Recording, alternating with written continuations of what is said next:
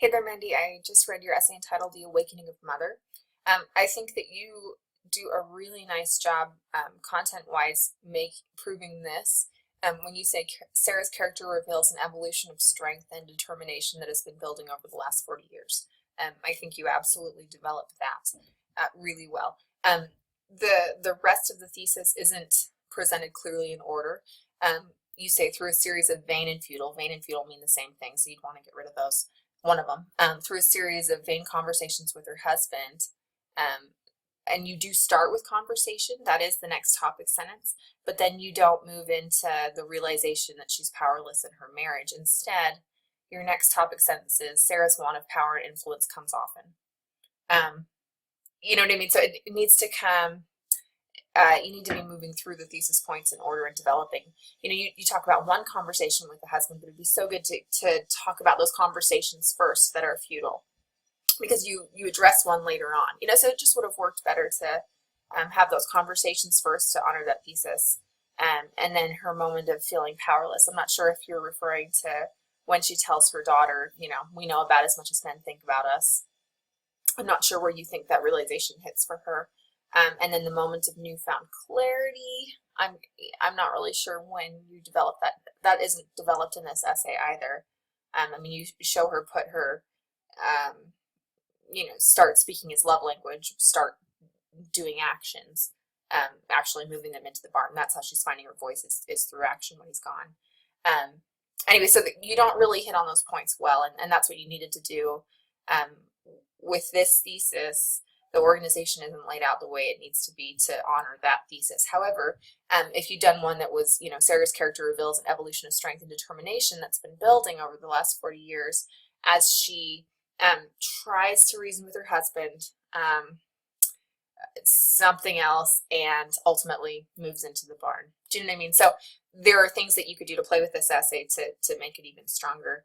So the biggest thing is organizationally, making sure that the piece is thesis driven and that your topic sentences tell the story of your thesis. I wanted to look with you. You write well, but there are just some things I think you are going to want to look at. So I just thought it'd be good to look at just this first paragraph with you.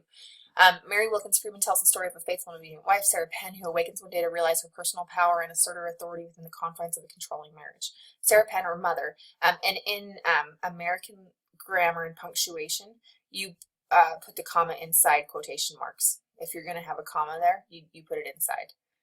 So Sarah Penn, her mother, comma, as her husband refers to her throughout this story, comes to discover that her daughter or father, and then you put the comma inside the quotation marks again, has autonomously decided to build a barn on the land they once agreed, the land upon which they had once agreed to build a new family home. Because right now you have to build a barn on the land they had once agreed to build a new family home.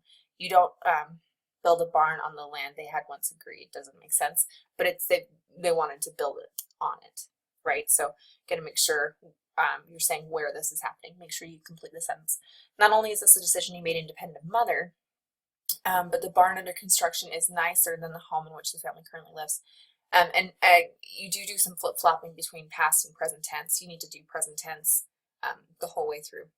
Wealthy, well-dressed men in the community have come to admire the quality and architecture of the barn, where Adoniram plans to house his newly purchased livestock. Semicolon, also a decision he did not discuss with mother. If you do a semicolon, you have to have two independent clauses on both sides of it.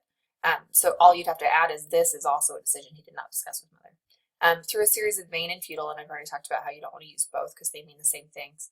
And then I've talked to you about the thesis. So, so there's some punctuation issues, there's some grammar issues, and then the thesis. So where you can just tighten things because you write well, you have a great mind. It's just, putting things together and making them as clean as possible. And you have good content in here when it supports your thesis, but it doesn't always support it. And we've talked about organization, and we've talked about language. Let's just check your MLA really quickly.